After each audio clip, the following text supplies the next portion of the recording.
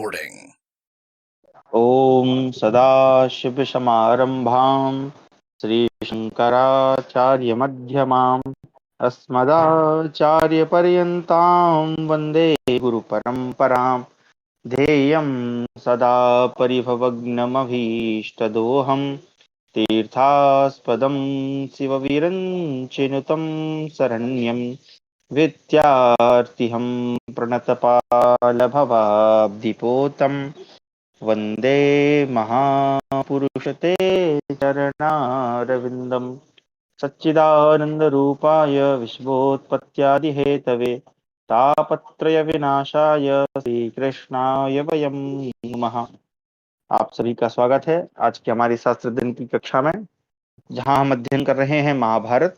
इसके पूर्व की जो कक्षा थी उसमें हमने अध्ययन किया कि भीमसेन और अर्जुन जो है जयद्रथ, जो कि द्रौपदी का हरण करता है, उसको पकड़ लेते हैं और उसको बहुत मारते पीटते हैं। अंत में अर्जुन के रोक देने पर भीमसेन रुक जाते हैं और उसके बाद फिर उसको युधिष्ठिर के सामने ले जाते हैं, जहां पर युधिष्ठिर उसको क्षमादान दे देते हैं और वह जो है शिव जी की तपस्या करने जाता है, उनसे वरदान इत्यादि प्राप्त करता है। इसके बाद फिर युधिष्ठिर जो है दुखी हो जाते हैं और फिर वहां पर मार्कंडेय मुनि के आगमन होता है, जो उनसे प्रश्न पूछते हैं युधिष्ठिर जी की मेरे समान भी कोई भाग्यहीन पुरुष है क्या, क्योंकि मैं तो इतना बड़ा सम्राट था और मुझे जो है स्त्री सहित यहाँ भाइयों सहित वन में आना पड़ा। तो फिर मार्कंडेय जी जो है राम जी की कथा, जो कि पुरातन इतिहास था, उसका वर्णन करते हैं और उस कथा के अंतर्गत हमने जो है राम जी का जन्म किस प्रकार हुआ, जो रावण के जो भाई हैं कि जो बहन शूर्पणखा है उनका जन्म कैसे हुआ, उन्होंने किस प्रकार वरदान प्राप्त किया, राम जी का राज्याभिषेक किस प्रकार होता है, उसमें फिर रुकावट किस प्रकार होती है। उसके बाद राम जी वनवास को जाते हैं, सीता जी लक्ष्मण जी उनके साथ जाते हैं और वहां पर रावण जो है मारीच की सहायता से सीता जी का हरण भी कर लेता है। और उसी प्रसंग में हमने भरत जी का किस प्रकार आगमन होता है अयोध्या से राम जी को लौटाने के लिए, परंतु राम जी साथ में नहीं जाते हैं। और अंत में हमारी कथा सीता जी के हरण तक पहुंच गई थी, रावण उनको जो हर के ले जा चुका है। अब यहाँ से हम आगे पढ़ेंगे।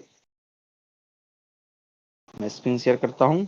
चलिए, हमारा है 79 अधिक द्विशतमोध्याय, यानी कि 279वां अध्याय।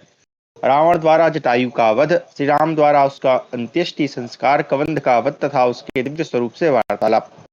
मार्कंडेय उवाच सखा दशरथस्यासीत् जटायुरुणात्मजः रुद्रराजो महावीरा सम्पाति यशसोदरः सतदर्शसता सीतां रावणाङ्कगतां शां सक्रोधोऽभ्यद्रवत्पक्षे रावणं राक्षसेश्वरम् अथैनमब्रवीद् गृध्रो मुञ्चेति मैथिलीं ध्रियमाणे मयि कथम् हरिष्यसि निशाचर। मार्कंडेय जी कहते हैं युधिष्ठिर, महावीर गृध्रराज जटायु सूर्य के सारथी अरुण के पुत्र थे। उनके बड़े भाई का नाम संपाति था। राजा दशरथ के साथ उनकी बड़ी मित्रता थी, इसी नाते सीता को वे अपनी पुत्र वधू मानते थे। जब जटायु ने उन्हें रावण की गोद में पराधीन होकर पड़ी देखा, तब उनके क्रोध की सीमा न रही। राक्षस राज रावण पर टूट पड़े। इस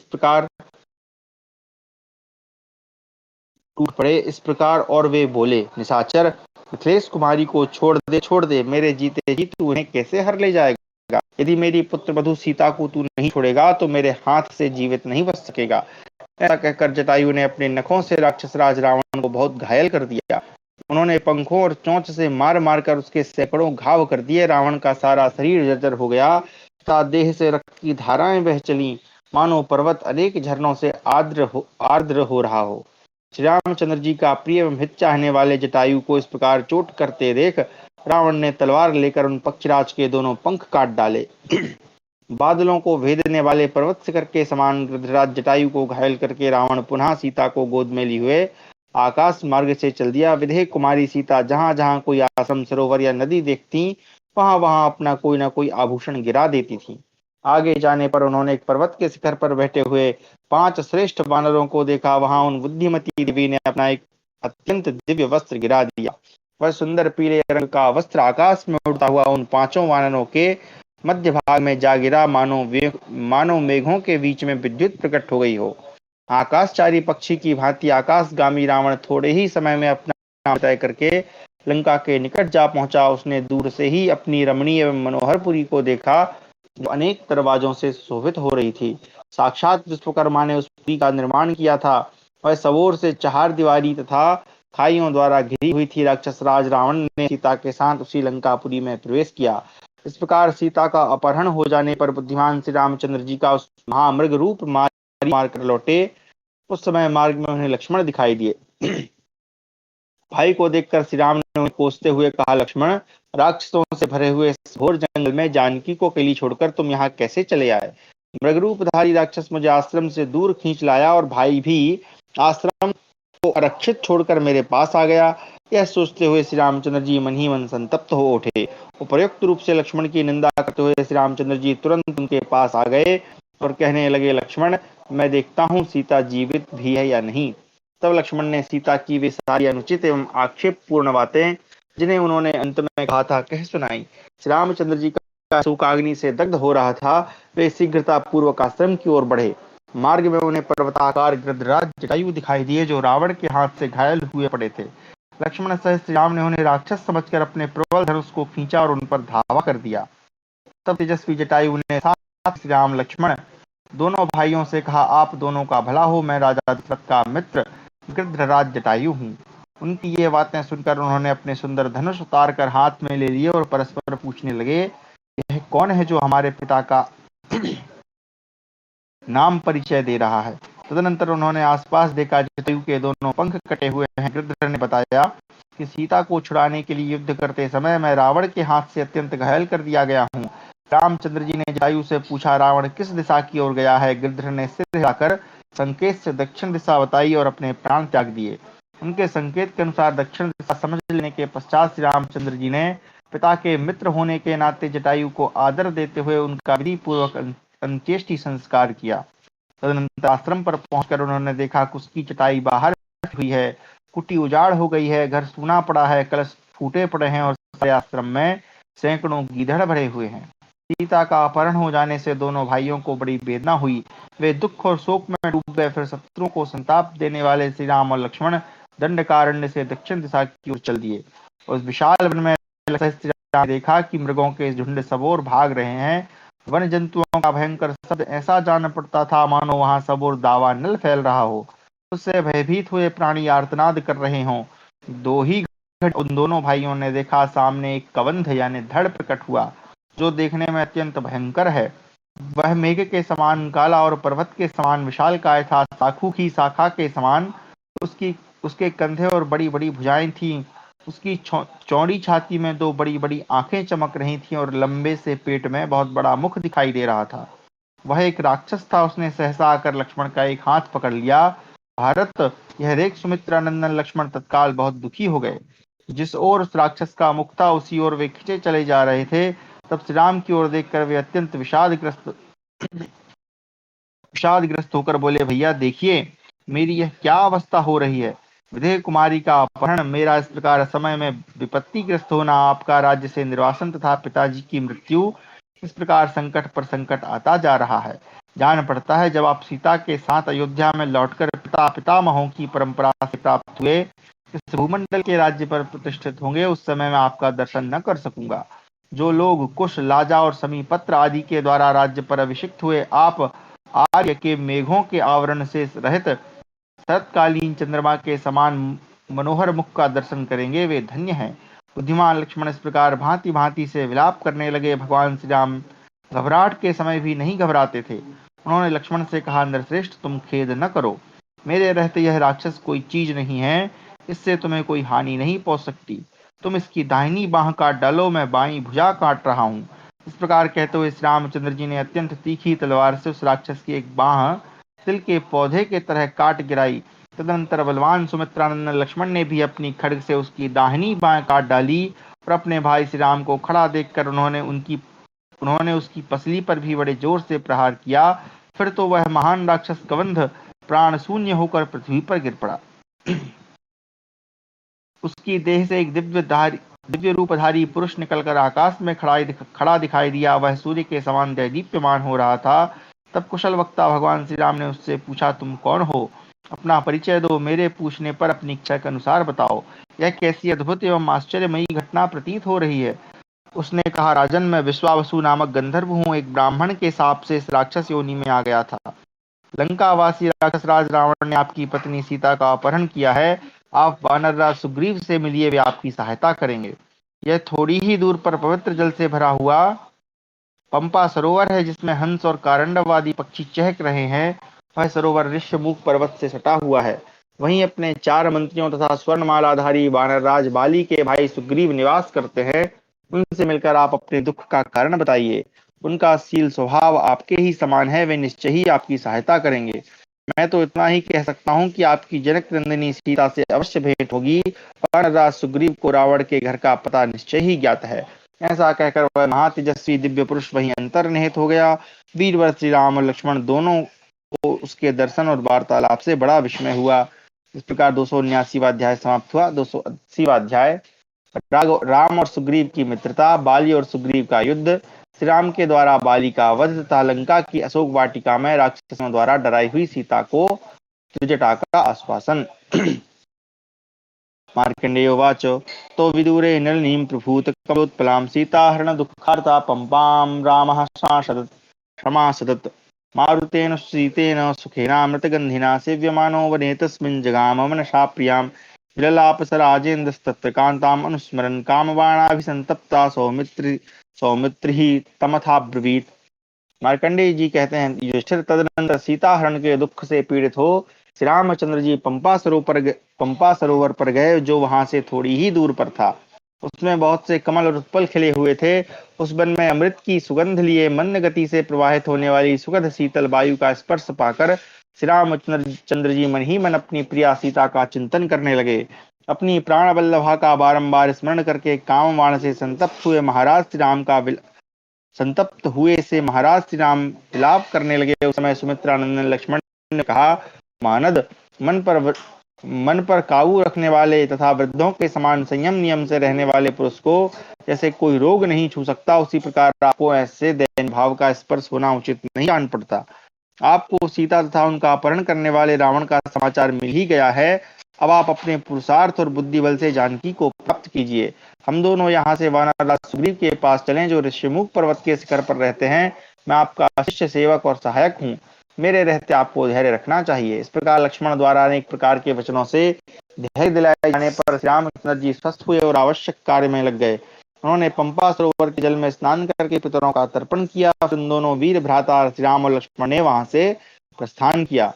प्रचुर फल, मूल और वृक्षों से भरे हुए ऋष्यमुख पर्वत पर पहुंचकर उन दोनों वीरों ने देखा, पर्वत के शिखर पर 5 बानर बैठे हुए हैं। सुग्रीव ने हिमालय के समान गंभीर भाव से अपने बुद्धिमान सचिव हनुमान को उन दोनों के पास भेजा। उनके साथ पहले बातचीत हो जाने पर वे दोनों भाई सुग्रीव के पास गए। राजन, उस समय श्री रामचंद्र जी ने वानरराज सुग्रीव के साथ मैत्री की। राम ने सुग्रीव के समक्ष जब अपना कार्य निवेदन किया, तब उन्होंने श्री राम को वह वस्त्र दिखाया जिसे अपहरण काल में सीता ने वानरों के बीच में डाल दिया था। रावण द्वारा सीता के अपहृत होने का यह विश्वासजनक प्रमाण पाकर श्री राम ने स्वयं ही वानरराज सुग्रीव को अखिल भूमंडल के वानरों के सम्राट पद पर अभिषिक्त कर दिया। साथ ही उन्होंने युद्ध में बाली की वध की प्रतिज्ञा भी की। राजन, तब सुग्रीव ने भी विदेह नंदिनी सीता को पुनः ढूंढ लाने की प्रतिज्ञा की। इस प्रकार प्रतिज्ञा पूर्वक एक दूसरे को विश्वास दिलाकर वे सबके सब किष्किंधापुरी में आए और युद्ध की अभिलाषा से डटकर खड़े हो गए। सुग्रीव ने किष्किंधा में जाकर बड़े जोर से सिंहनाद किया, मानो बहुत बड़े जनसमूह का शब्द गूंज उठा हो। बाली को यह सहन नहीं हो सका। जब वह युद्ध के लिए निकलने लगा, तब उसकी स्त्री तारा ने उसे मना करते हुए कहा, नाथ, आज सुग्रीव जिस प्रकार गर्जना कर रहा है, उससे मालूम होता है इस समय उसका बल बढ़ा हुआ है। मेरी समझ में कोई बलवान सहायक मिल गया है, तभी वह यहाँ तक आ सका, अतः अब घर से न निकले। तब स्वर्णमाला से विभूषित तारापति वानरराज बाली, जो बातचीत करने में कुशल था, अपनी चंद्रमुखी पत्नी तारा से इस प्रकार बोला, प्रिय, समस्त प्राणियों की बोली समझती हो, साथ ही बुद्धिमती भी हो, अतः सोचो तो सही, यह मेरा नाम मात्र का भाई किसका सहारा लेकर यहाँ आया है। तारा अपनी अंग कांति से चंद्रमा की ज्योत्सना के समान उद्दीप्त हो रही थी। उस विदुषी ने 2 घड़ी तक विचार करके अपने पति से कहा, कपीश्वर, मैं सब बातें बताती हूँ, सुनिए। दशरथ नंदन श्री राम महान शक्तिशाली वीर हैं। उनकी पत्नी का किसी ने अपहरण कर लिया है। उसकी खोज के लिए उन्होंने सुग्रीव से मित्रता की है। दोनों ने एक दूसरे के शत्रु को शत्रु तथा मित्र को मित्र मान लिया है। श्री रामचंद्र जी बड़े धनुर्धर हैं। उनके भाई महाबाहु सुमित्रानंदन लक्ष्मण जी भी किसी से परास्त होने वाले नहीं हैं। उनकी बड़ी प्रखर है। वे श्री राम के प्रत्येक कार्य की सिद्धि के लिए उनके साथ रहते हैं। इसके सिवा महेंद्र द्विवेद वायुपुत्र हनुमान तथा ऋक्षराज जामवान ये सुग्रीव के 4 मंत्री हैं। ये सबके सब महामनस्वी बुद्धिमान और महाबली हैं। श्री रामचंद्र जी के बल पराक्रम का सहारा मिल जाने से ये लोग आपको मार डालने में समर्थ हैं। यद्यपि तारा ने बाली के हित की बात कही थी तो भी वानरराज बाली ने उसके कथन पर आक्षेप किया और ईर्ष्यावश उसके मन में यह शंका हो गई कि तारा मन ही मन सुग्रीव को चाहती है। तारा को कठोर बातें सुनाकर बाली किष्किंधा की गुफा के द्वार से बाहर निकला और माल्यवान पर्वत के निकट खड़े हुए सुग्रीव से इस प्रकार बोला, अरे तू तो पहले अनेक बार युद्ध में मेरे द्वारा परास्त हो चुका है और जीवन का अधिक लोभ होने के कारण भागकर जान बचाता फिरा है। मैंने भी अपना भाई समझकर तुझे जीवित छोड़ दिया है, फिर आज तुझे मरने के लिए इतनी उतावली क्यों हो गई है। बाली के ऐसा कहने पर शत्रुहंता सुग्रीव श्री रामचंद्र जी को परिस्थिति का ज्ञान कराते हुए से अपने उस भाई के अवसर के अनुरूप युक्त वचन बोले। राजन, तुमने मेरा राज्य हर लिया है, मेरी स्त्री को भी अपने राज्य में लिया है। ऐसी दशा में मुझ में जीवित रहने की ही कहाँ है। यही सोचकर मरने के लिए मैं चला आया हूँ। आप मेरे आगमन का यही उद्देश्य समझ लें। इस प्रकार बहुत सी बातें करके बाली और सुग्रीव एक दूसरे से गुथ गए। उस युद्ध में साखू और ताड़ के वृक्ष तथा पत्थर की चट्टानें यही सब उनके अस्त्र शस्त्र थे। दोनों पर प्रहार करते, दोनों जमीन पर गिर जाते, फिर दोनों ही उछल कूद कर विचित्र ढंग से पैंतरे बदलते तथा मुक्कों और घूंसों से एक दूसरे को मारते थे। दोनों नख और दांतों के आघात से क्षत विचत हो रक्त से लथपथ हो रहे थे। उस समय वे दोनों वीर खिले हुए पलाश के 2 वृक्षों की भांति शोभा पाते थे। जब युद्ध में उन दोनों में कोई अंतर नहीं दिखाई दिया तब हनुमान जी ने सुग्रीव की पहचान के लिए उनके गले में एक माला डाल दी। कंठ में पड़ी हुई उस माला से वीर सुग्रीव उस समय मेघ पंक्ति से शोभित महापर्वत मलय की भांति शोभा पा रहे थे। महाधनुर्धर श्री रामचंद्र जी ने सुग्रीव को चिन्ह धारण किए देख बाली को लक्ष्य बनाकर अपना मान धनुष खींचा। उस धनुष की टंकार मशीन कहाँ से आ गया भाई, यंत्र की भयंकर आवाज के समान जान पड़ती थी। उसे सुनकर बाली भयभीत हो उठा। इतने में ही श्री राम के बाण ने उसकी छाती पर भारी चोट की। इससे बाली का वक्ष स्थल विदीर्ण हो गया। वह अपने मुख से रक्त बमन करने लगा। सामने ही उसे लक्ष्मण के साथ खड़े हुए श्री राम दिखाई दिए। तब वह छिपकर आघात करने के कारण श्री रामचंद्र जी की निंदा करके पृथ्वी पर गिर पड़ा और मूर्छित हो गया। तारा ने चंद्रमा के समान तेजस्वी अपने वीरपति बाली को प्राणहीन होकर पृथ्वी पर पड़ा देखा। बाली के मारे जाने पर अनाथ हुई किष्किंधापुरी तथा चंद्रमुखी तारा सुग्रीव को प्राप्त हुई। परम बुद्धिमान श्री राम ने माल्यवान पर्वत की सुंदर घाटी में वर्षा के 4 महीनों तक निवास किया। समय समय पर सुग्रीव उनकी सेवा में उपस्थित होते रहते थे। तो यहाँ पे ये उपस्थित होते रहते थे, वहां हम देखते हैं कि वो आलसी हो जाता है और वो बात नहीं सुनता, उसको ध्यान नहीं रहती है। फिर हनुमान जी और लक्ष्मण जी जाके उसको क्रोध भय दिखाते हैं। इधर काम के वशीभूत हुए रावण ने भी लंकापुरी में पहुंचकर सीता को अशोक वाटिका के निकट तपस्वी मुनियों के आश्रम की भांति शांतिपूर्ण तथा नंदनवन के समान रमणीय भवन में ठहराया। पति का निरंतर चिंतन करते करते सीता का शरीर दुर्बल हो गया था। वे तपस्विनी वेश में वहां रहती थीं। उपास और तपस्या करने का उनका स्वभाव सा बन गया था। विशाल नेत्रों वाली जानकी वहां फलमूल खाकर बड़े दुख से दिन बिताती थी। राक्षस राज रावण ने सीता की रक्षा के लिए कुछ राक्षसियों को नियुक्त कर दिया था, जो भाला, तलवार, त्रिशूल, फरसा, मुदगर और जलती हुई लुआठी, प्रासासी शूल, परशु, मुदगरा लात धारणी, हाँ लाठी समझ लीजिए, लिए वहां पहरा देती थी। उनमें से किसी की 2 आंखें, किसी की 3, किसी के ललाट में ही आंखें थी, किसी के बहुत बड़ी जिह्वा थी तो किसी के जीभ ही नहीं थी, किसी के 3 स्तन थे तो किसी का 1 पैर, कोई अपने सिर पर जब 3 जटाएं रखती थी तो किसी के 1 ही आंख थी। ये तथा और बहुत सी दूसरी राक्षसियां निद्रा और आलस्य को छोड़कर दिन रात सीता को घेरे रहती। उनकी आंखें आग की तरह प्रज्वलित होती और सिर के बाल ऊंटों के समान रूखे तथा भूरे थे। वे पिशाची स्त्रियां देखने में बड़ी भयंकर थी। उनका स्वर अत्यंत दारुण था। उनके मुख से जो स्वर और व्यंजन निकलते थे वे बड़े कठोर होते थे। वे राक्षसियां निम्नांकित बातें कहकर विशाल नेत्र वाली सीता को सदा डांटती फटकारती रहती थी। अरे, यह हमारे स्वामी की अवहेलना करके अब तक यहाँ जीवित कैसे है। हम इसे चीर डालें, इसे तिल तिल कर काट कर खा जाएं। इस तरह कठोर वचनों द्वारा डराने धमकाने वाली उन राक्षसियों ने बार बार डराई जाती हुई सीता पति वियोग के शोक से संतप्त हो लंबी सांसें खींचती हुई बोली, बहनों तुम लोग शीघ्र ही मुझे मारकर खा जाओ, अब इस जीवन के लिए मुझे तनिक भी लोभ नहीं। मैं काले घुंघराले केस कलाप से शोभित अपने स्वामी कमल नयन भगवान श्री राम के बिना जीना नहीं चाहती। प्राण वल्लभ रघुनाथ जी के दर्शन से वंचित होने के कारण निराहार ही रहकर ताड़ के पेड़ पर रहने वाली नागिन की तरह मैं अपने शरीर को सुखा डालूंगी, परंतु श्री राम के सिवा दूसरे किसी पुरुष का सेवन कदापि नहीं करूंगी। मेरी इस बात को सत्य समझो और इसके बाद जो करना हो करो। सीता जी की यह बात सुनकर कठोर बोली बोलने वाली वे राक्षसियां राक्षस राज रावण को आदर पूर्वक वह सब समाचार निवेदन करके चली गईं। वहां केवल धर्म को जानने वाली प्रियवादिनी त्रिजटा नाम की राक्षसी रह गई।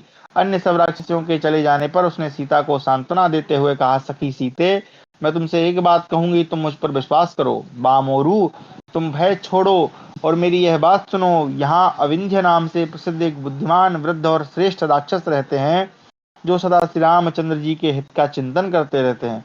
उन्होंने तुमसे कहने के लिए मेरे द्वारा यह संदेश भेजा है। ये अविंध्य जो है संभवतः विभीषण का ही दूसरा नाम है।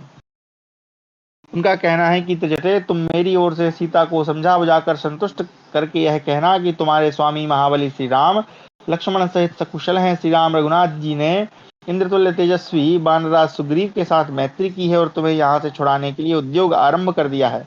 अतः भीरु, अब तुम्हें लोक निंदित रावण से तनिक भी भय नहीं करना चाहिए। नंदिनी नलकुंवर ने रावण को जो शाप दे रखा है उसी से तुम सदा सुरक्षित रहोगी। कुछ समय पहले की बात है, इस पापी रावण ने नलकुंवर की पत्नी तथा अपनी पुत्र वधू के तुल्य रंभा का स्पर्श किया था। इसी से उसको साप प्राप्त हुआ है। ये वही साप है कि अगर किसी स्त्री का स्पर्श अगर ये करेगा तो ये जो है इसका सर जो है फट जाएगा। यद्यपि यह रावण जितेंद्रिय नहीं है तो भी किसी अवसा अर्थात स्वतंत्रता पूर्वक उसे न चाहने वाली नारी के पास नहीं जा सकता। सुग्रीव द्वारा सुरक्षित तुम्हारे स्वामी बुद्धिमान भगवान श्री राम अपने भाई लक्ष्मण के साथ शीघ्र ही यहाँ आएंगे और तुम्हें यहाँ से छुड़ा ले जाएंगे। अविंद का संदेश सुनाकर फिर त्रिजटा ने अपनी ओर से कहा, अविंद कोई दूर सकता है या फिर इसका ही नाम था। सखी, मैंने भी रात में बड़े भयंकर स्वप्न देखे हैं जो इस पुलस्त्य कुल घातक दुर्बुद्धि रावण के विनाश एवं मनुष्य की सूचना देने वाले हैं। यह दारुण दुष्टात्मा तथा क्षुद्र कर्म करने वाला निशाचर अपने स्वभाव और शील दोष से सब लोगों का भय बढ़ा रहा है। काल से इसकी मारी गई है अतः यह समस्त देवताओं से ईर्ष्या रखता है। मैंने स्वप्न में जो कुछ देखा है वह सब इसके विनाश की सूचना दे रहा है। सपने में मैंने देखा कि रावण तेल से नहाए मूड मुड़ाए कीचड़ में डूब रहा है। फिर कई बार देखने में यह आया है कि वह गदहों से जुते हुए रथ पर खड़ा होकर नृत्य सा कर रहा है। उसके साथ ही एक कुंभकर्ण आदि राक्षस भी मुड़ मुड़ाए, लाल चंदन लगाए, लाल फूलों की माला पहने नंगे होकर दक्षिण दिशा की ओर जा रहे हैं। केवल विभीषण ही श्वेत छत्र धारण किए, सफेद पगड़ी पहने तथा श्वेत पुष्पों की माला से अलंकृत हो श्वेत चंदन लगाए श्वेत पर्वत पर आरूढ़ दिखाई दिए।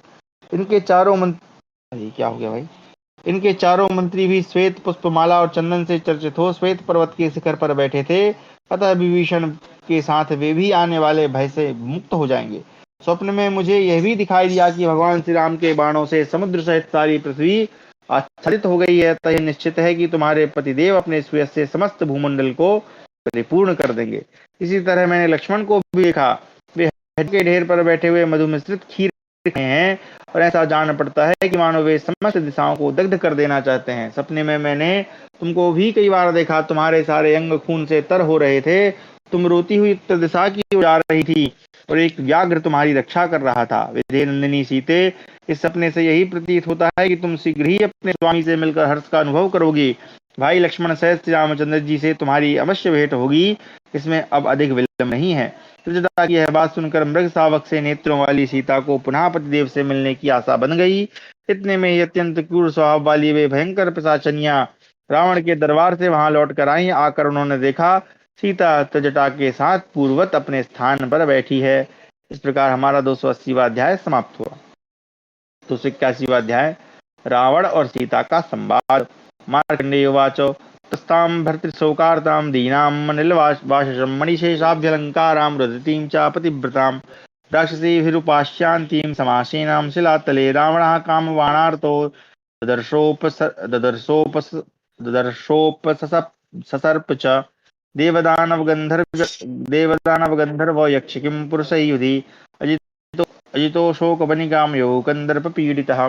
मार्कंडेय जी कहते हैं, युधिष्ठिर, तदनंतर एक दिन जब पतिव्रता सीता स्वामी के वियोग के दुख से तो मैले कपड़े पहने, केवल चूड़ामणि मात्र आभूषण धारण किए, राक्षसियों से घिरी हुई एक शिला पर बैठी भाव से रो रही थी, उसी समय देवता दानव गंधर्व यक्ष और किम पुरुष किसी से भी युद्ध में परास्त न होने वाला रावण कामवाड़ से पीड़ित हो अशोक वाटिका में आ गया।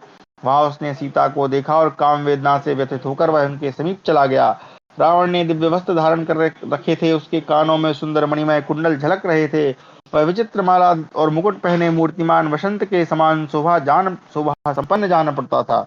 उसने बड़े यत्न से अपने अपने आप को वस्त्राभूषणों से सजा रखा था, तो भी कल्प वृक्ष के समान आह्लाद जनक जान नहीं पड़ता था, अपितु श्मशान भूमि के चैत्य वृक्ष की भांति भूषित होने पर भी भयानक प्रतीत होता था।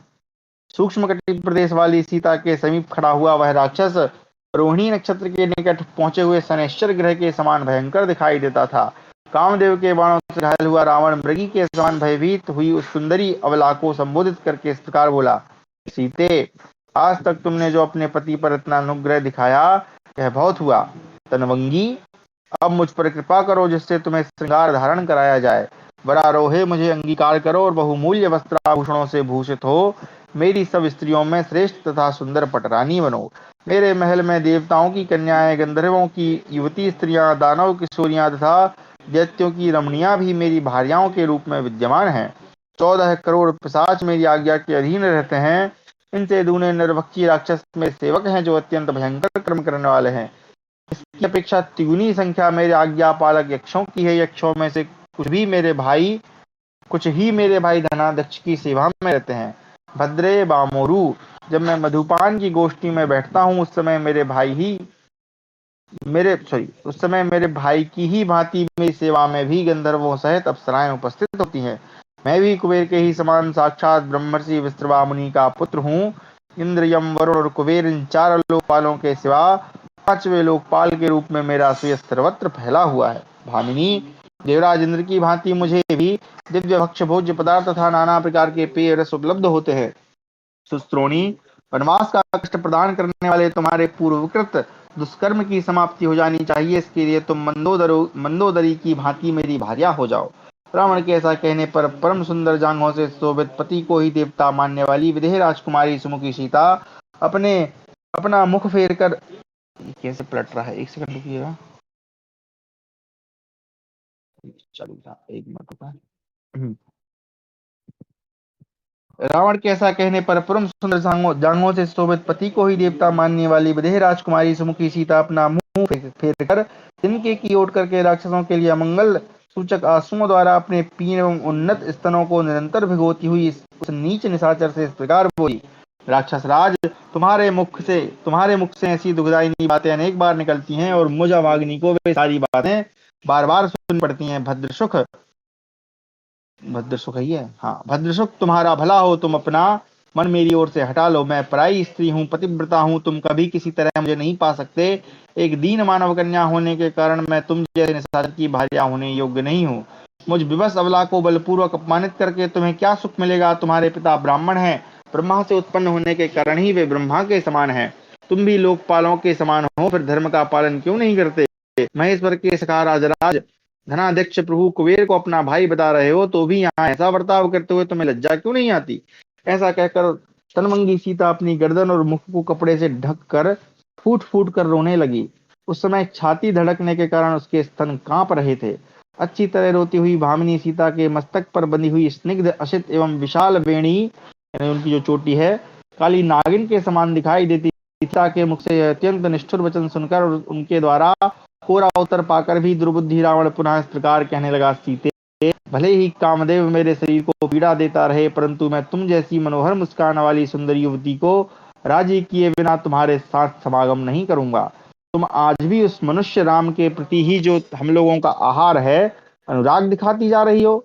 ऐसी दशा में मैं क्या कर सकता हूँ। अनिंद्य अंगों वाली सीता से ऐसा कहकर राक्षस राज रावण वही अंतर्धान हो अभीष्ट दिशा की ओर चल दिया। इधर शोक से धुली हुई सीता राक्षसियों से घृता से सुशोभित हो अशोक वाटिका में ही रहने लगी। इस प्रकार हमारा 281वां अध्याय समाप्त हुआ। 282वां अध्याय, श्री राम का सुग्रीव पर कोप। सुग्रीव का सीता की खोज में वानरों को भेजना था, हनुमान जी का लौटकर अपनी लंका यात्रा का वृत्तांत निवेदन करना। अच्छा, यहाँ पे कोप है तो मतलब वही है। मार्कंडेय उवाचो राघवा सह सौमित्री सुग्रीवेणाभिपालिता वशन्माल्यवतः पृष्ठे ददृशे बिमलं नभा स दृष्ट्वा बिमले व्योम्नि निर्मलं ससलक्षणं ग्रह नक्षत्र ताराभि अनुयातः अनुयातमित्रः कुसुमोद कुमुदोत्पल पद्मानां गन्धमादाय वायुना महीधरस्त शीतेन सहसा प्रतिबोधितः। मार्कंडेय जी कहते हैं, युधिष्ठिर, इधर श्री राम और लक्ष्मण सुग्रीव से सुरक्षित हो माल्यवान पर्वत के पृष्ठभाग पर रहने लगे। कुछ काल के अंतर जब वर्षा ऋतु बीत गई तब उन्हें आकाश निर्मल दिखाई दिया। शरद ऋतु के निर्मल आकाश में ग्रह नक्षत्र तथा तारों सहित विमल चंद्रमा का दर्शन करके शत्रुघ्न राम अभी पर्वत पर सोए ही थे कि कुमुद उत्पल और पद्मों की सुगंध लेकर बहती हुई शीतल एवं सुखद वायु ने उन्हें सहसा जगा दिया। धर्मात्मा श्री राम को प्रातः राक्षस के भवन में कैद हुई अपनी पत्नी सीता का स्मरण हो आया और वे खिन्न चित्त होकर वीर और लक्ष्मण से इस प्रकार बोले, लक्ष्मण जाओ और पता लगाओ कि किसकिंधा में वानरराज सुग्रीव क्या कर रहा है। जान पड़ता है स्वार्थ साधन की कला में पंडित कृतघ्न सुग्रीव विषय भोगों में आसक्त हो अपने कर्तव्य को भूल गया। ठीक है, तो वो प्रसंग जो मैं ऊपर बोल रहा था कि नहीं है, वो यहाँ पर है। उस बानर कुलकलंक मूर्ख को मैंने ही राज्य पर अभिषेक किया है, इसके कारण संपूर्ण वानर वानर लंगूर तथा रीछ उसकी सेवा करते हैं। तिलक महाबाहु लक्ष्मण, इसी सुग्रीव के लिए मैंने उन दिनों तुम्हारे साथ किष्किंधा के उद्यान में जाकर वाली का वध किया था। सुमित्र, मैं तो उस नीच वानर को इस भूतल पर कृतघ्न मानता हूँ, क्योंकि वह मूर्ख इस अवस्था में पर मुझे भूल गया है। मैं तो समझता हूँ वह अपनी अपनी की हुई प्रतिज्ञा का पालन नहीं करना जानता और अपनी मंद बुद्धि के कारण मुझ उपकारी की भी वह निश्चय ही अवहेलना कर रहा है। यदि वह विषय सुख में ही आसक्त हो, सीता की खोज के लिए कुछ उद्योग न कर रहा हो, तो भी तुम उसे बाली के मार्ग से उसी लोक को पहुंचा देना जहां एक न एक दिन सभी प्राणियों को जाना पड़ता है, यानी निपटा देना। लक्ष्मण, यदि वानराज हमारे कार्य के लिए कुछ चेष्टा कर रहा हो तो उसे साथ लेकर तुरंत लौटाना, देर न लगाना। भाई के ऐसा कहने पर गुरुजनों की आज्ञा के पालन तथा हिताचरण में तत्पर रहने वाले लक्ष्मण बाण और प्रत्यंचा सहित सुंदर धनुष हाथ में लेकर वहां से चल दिए। किष्किंधा के द्वार पर आकर वे रोक टोक भीतर घुसे। लक्ष्मण क्रोध में भरे हुए आ रहे थे। यह जानकर राजा सुग्रीव उनकी अगवानी के लिए आगे बढ़ाया। पत्नी सहित वानरराज सुग्रीव विनीत भाव से लक्ष्मण जी की पूजा करके उन्हें साथ लिवा ले गए। किसी से भी भय न मानने वाले सुमित्र लक्ष्मण ने उस पूजा ने आदर सत्कार से प्रसन्न हो उनसे श्री रामचंद्र जी की कही हुई सारी बातें कह सुनाई। राजेंद्र, वह सब कुछ पूरा पूरा सुनकर नम्रता पूर्वक हाथ जोड़े हुए भार्या तथा सेवकों सहित वानरराज सुग्रीव ने नरश्रेष्ठ लक्ष्मण से सहर्ष निवेदन किया, लक्ष्मण, मैं तो न दुर्बुद्धि हूँ, न अकृतज्ञ हूँ और ना ही निर्दय ही हूँ। मैंने सीता की खोज के लिए जो प्रयत्न किया है उसे सुनिए। मैंने सब दिशाओं में सभी विनयशील वानरों को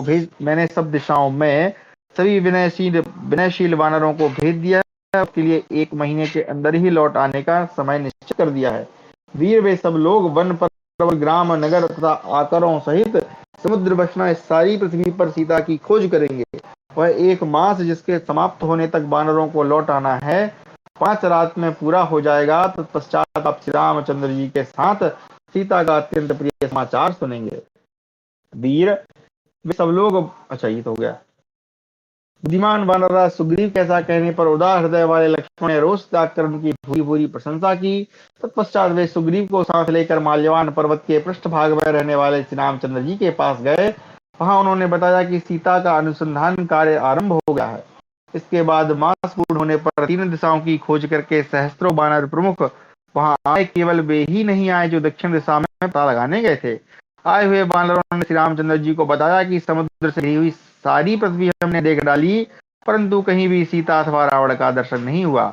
जो प्रमुख वानर दक्षिण दिशा की ओर गए हैं उन्हीं से सीता का वास्तविक समाचार मिलने की आशा बनी हुई थी। इसलिए व्यतीत होने पर भी श्री रामचंद्र जी अपने प्राणों को धारण किए रहे। 2 मास व्यतीत हो जाने पर कुछ वानर बड़ी उतावली के साथ सुग्रीव के पास आए और इस प्रकार कहने लगे, वानरराज बाली ने आपने जिन समृद्धशाली महान मधुबन की रक्षा की थी, उसे पवन नंदन हनुमान जी राज आज्ञा के बिना ही अपने उपभोग में ला रहे हैं। वानर राजन आपके साथ उनके साथ बालीपुत्र अंगद तथा अन्य सभी श्रेष्ठ वानर इस काम में भाग ले रहे हैं जिन्हें आपने दक्षिण दिशा में सीता की खोज के लिए भेजा था। उन वानरों के अनुचित बर्ताव का समाचार सुनकर सुग्रीव को यह विश्वास हो गया कि वे सब काम पूरा करके लौटे हैं, क्योंकि ऐसी धृष्टता पूर्ण चेष्टा उन्हीं सेवकों की होती है जो अपने कार्य में सफल हो जाते हैं। बुद्धिमान वानर प्रवर सुग्रीव ने श्री रामचंद्र जी से अपना निश्चय बताया। श्री रामचंद्र जी ने भी यह हनुमान से मान लिया कि उन वानरों ने अवश्य ही मिथिलेश कुमारी सीता का दर्शन किया होगा। हनुमान आदि श्रेष्ठ वानर विश्राम कर लेने के पश्चात श्री राम और लक्ष्मण के समीप बैठे हुए वानर राज सुग्रीव के पास गए। युधिष्ठिर हनुमान जी की चाल ढाल और मुख की कांति देखकर श्री रामचंद्र जी को यह विश्वास हो गया कि इन्होंने सीता को देखा है। सफल मनोरथ हुए हनुमान आदि प्रमुख वानरों ने श्री राम, सुग्रीव तथा लक्ष्मण को विधि पूर्वक प्रणाम किया। उस समय श्री रामचंद्र जी धनुष बाण लेकर उन प्रणाम करते हुए वानरों से पूछा, क्या तुम लोग सीता का अमृतमय समाचार सुनाकर मुझे जीवन दान दोगे? क्या तुम लोगों को अपने कार्य में सफलता मिली है? क्या मैं युद्ध में शत्रुओं को मारकर जनक नंदिनी सीता को साथ ले अयोध्या में रहकर राज्य करूंगा? विदेह नंदिनी सीता को बिना छुड़ाने तथा समर भूमि में शत्रुओं का बिना संहार की पत्नी को खोकर अवधूत बनकर मैं जीवित नहीं रह सकता। श्री रामचंद्र जी के ऐसा कहने पर वायुपुत्र हनुमान जी ने उन्हें इस प्रकार उत्तर दिया, श्री राम, मैं आपका प्रिय समाचार सुना रहा हूँ। मैंने जनक नंदिनी सीता का दर्शन किया है। पर्वत तथा आकरों सहित संपूर्ण दक्षिण दिशा में सीता जी का अनुसंधान करके जब हम लोग थक गए और यह लौटने का समय व्यतीत हो गया, तब हमें एक बहुत बड़ी गुफा दिखाई दी। वह कई योजन लंबी थी, उसमें अंधकार भरा हुआ था, उसके भीतर घने जंगल थे। उस गहन गुफा में बहुत से कीड़े रहा करते थे। उसमें प्रवेश करके हमने बहुत दूर तक का रास्ता पार कर लिया तो 50 सूर्य के प्रकाश का दर्शन हुआ। उसी गुफा के अंदर एक दिव्य भवन शोभा पा रहा था। रघुनंदन, वह सुंदर भवन दैत्यराज मय का निवास स्थान बताया जाता है। उसमें प्रभावती नाम की एक तपस्विनी तप कर रही थी। ये नाम सेम टू सेम है क्या? रामायण में शायद देखना पड़ेगा, क्योंकि हो सकता है नाम सेम हो, मैं भूल रहा हूँ। उसने हमें अनेक प्रकार के भोज्य पदार्थ तथा भांति भांति के पीने योग्य रस दिए। उन्हें खाकर हमें नूतन बल प्राप्त हुआ। फिर उसी के बताए हुए मार्ग से जब हम गुफा से बाहर निकले, तब हमें लवण समुद्र के निकटवर्ती सह्य मलय और दरदुर नामक महान पर्वत दिखाई दिए। फिर हम लोग मलयाचल पर चढ़कर समुद्र की ओर देखने लगे। उसकी विशालता देखकर हमारा हृदय विशाल से भर गया। हम खिन्न और व्यथित हो गए। हमें जीवन की कोई आशा न रही। उस महासागर का विस्तार कई 100 योजनों में था। उसमें तिमी, मगर और बड़े बड़े मत्स्य निवास करते थे। उनके स्वरूप का स्मरण करके हम लोग बहुत दुखी हुए। अंत में अनशन करके प्राण त्याग देने का संकल्प लेकर जब हम लोग वहां बैठ गए, फिर आपस में बातचीत होने लगी और बीच में जटायु का प्रसंग छिड़ गया। इतने में ही हमने दूसरे गरुड़ की भांति एक भयंकर पक्षी को देखा जो पर्वत शिखर के समान जाने था। उसका स्वरूप बड़ा डरावना था। वह पक्षी हमें खा जाने की युक्ति सोचने लगा। फिर हमारे पास आकर बोला, अजी, कौन मेरे भाई जटायु की बात कर रहा था? मैं उसका बड़ा भाई पक्षीराज संपाति हूँ। हम दोनों एक दूसरे से होड़ लगाकर आकाश में सूर्यमंडल तक पहुंचने के लिए उड़े थे। इससे मेरे दोनों पाखें यानी पंख जल गए हैं, परंतु जटायु के पंख नहीं जले। तब से दीर्घ काल व्यतीत हो गया। उन्हीं दिनों में अपने प्रिय भाई मैंने अपने प्रिय भाई गिरिधराज जटायु को देखा था।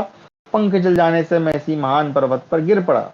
संपाति जब इस तरह की बातें कर रहा था, उस समय हम लोग बताया कि जटायु मारे गए। साथ ही हमने संक्षेप से आपके ऊपर आए हुए संकट का समाचार निवेदन कर दिया।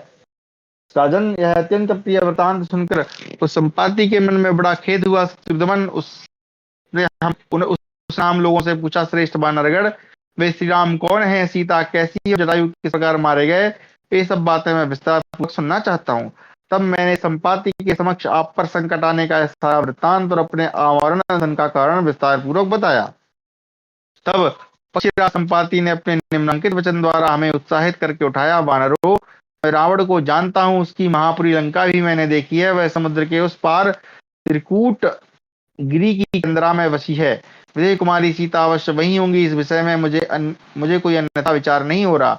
परंतु उसकी यह बात सुनकर हम लोग तुरंत उठे और समुद्र के पार करने के विषय में परस्पर सलाह करने लगे। जब कोई भी समुद्र को लांघने का साहस न कर सका, तब मैंने अपने पिता वायु के स्वरूप में प्रविष्ट होकर वह 100 योजन विस्तृत महासागर लांघ गया। उस समय समुद्र के जल में एक राक्षसी रहती थी, जिससे अपने मार्ग में विघ्न डालने पर मैंने मार डाला था। लंका में पहुंचकर रावण के अंतःपुर में मैंने सती सीता का दर्शन किया, जो अपने पति देवता के दर्शन की लालसा से निरंतर उपवास और तपस्या किया करती हैं। उनके केस जटा के रूप में परिणत हो गए हैं, अंग अंग में मैल जम गई थी, वे दीन दुर्बल और तपस्विनी दिखाई देती थी। कई कई भिन्न कारणों से उन्हें आर्या सीता के रूप में पहचान कर मैं एकांत में उनके निकट गया और इस प्रकार बोला, देवी सीते, मैं श्री रामचंद्र जी का दूत पवन पुत्र हनुमान नामक वानर हूँ। आपके दर्शन के लिए मैं आकाश मार्ग से यहाँ आया हूँ। दोनों भाई राजकुमार श्री राम लक्ष्मण कुशल से हैं। संपूर्ण वानरों के अधीश्वर सुग्रीव इस समय उनकी रक्षा में तत्पर हैं। देवी सुमित्रा नंदन लक्ष्मण के साथ भगवान श्री राम ने आपको अपने सकुशल होने का समाचार कहलाया है। उनके मित्र होने के नाते सुग्रीव भी आपका कुशल मंगल पूछते हैं। आपके स्वामी भगवान श्री राम संपूर्ण वानरों की सेना के साथ शीघ्र यहाँ पधारेंगे। देवी मेरा विश्वास कीजिए, मैं राक्षस नहीं बानर हूँ। तदनंतर सीता ने कुछ सोच विचार कर मुझसे इस प्रकार कहा, महाबाहो, मैं अविंध्य के कहने से यह विश्वास करती हूँ कि तुम हनुमान हो। अविंध्य राक्षस कुल में उत्पन्न होते हुए भी वृद्ध एवं आदरणीय हैं। अच्छा, ये अविंध्य फिर कोई दूसरा ही है। उन्होंने ही तुम्हारे जैसे मंत्रियों से युक्त सुग्रीव का परिचय दिया है। वत्स, अब तुम भगवान श्री राम के पास जाओ। ऐसा कहकर सती साध्वी सीता ने अपनी पहचान के लिए एक मणि दी, जिसको धारण करके वे अब तक अपने प्राणों की रक्षा कर रहे हैं। जानकी ने विश्वास दिलाने के लिए यह एक कथा भी सुनाई है। पुरुष सिंह उस कथा का मुख्य विषय यह है कि आपने महापर्वत त्रिकूट बोलो चित्रकूट पर रहते समय किसी कौवे के का ऊपर एक सिंह का बाण चला था और दुष्टात्मा कौवे को एक आंख से वंचित कर दिया था। यह प्रसंग उन्होंने केवल अपनी पहचान कराने के उद्देश्य से प्रस्तुत किया था। ये हमने वहां भी पढ़ा था। तदनंतर मैंने जानबूझकर अपने आप को राक्षसों द्वारा पकड़वा दिया और लंकापुरी को जलाकर समुद्र के इस पार आ पहुंचा। यह सब समाचार सुनकर श्री रामचंद्र जी ने प्रियवादी हनुमान का अत्यंत आदर सत्कार किया। इस प्रकार हमारा 282वां अध्याय समाप्त हो गया। आज कक्षा को हम थोड़ा यहीं विराम देते हैं, क्योंकि आज दिन में हम कहीं गए थे तो वहां भी अधिक मेहनत कर ली, अधिक बोल दिया, तो अब थोड़ा सा कंठ में समस्या हो रही है, तो इसलिए क्षमा चाहे 5 मिनट पूर्व या पूर्व हम कक्षा को रोक रहे हैं। आज की कक्षा में हमने रामोपाख्यान का जो अगला भाग था उसको